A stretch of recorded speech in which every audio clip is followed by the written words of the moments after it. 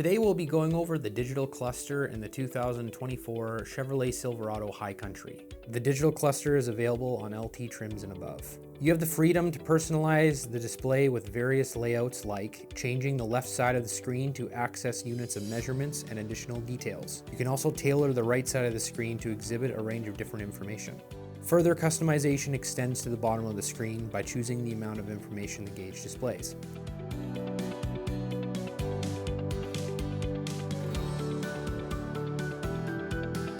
The flexibility doesn't end there. You have the option to experiment with 4 different display layouts.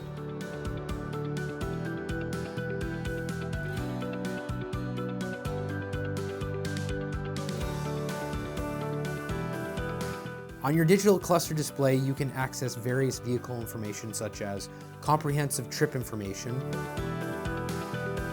a timer, monitoring tire pressure sensors, driver assistance, and more.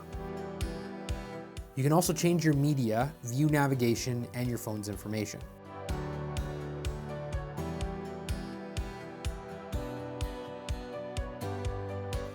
All of this can be easily controlled on the right side of the steering wheel with the buttons and roller.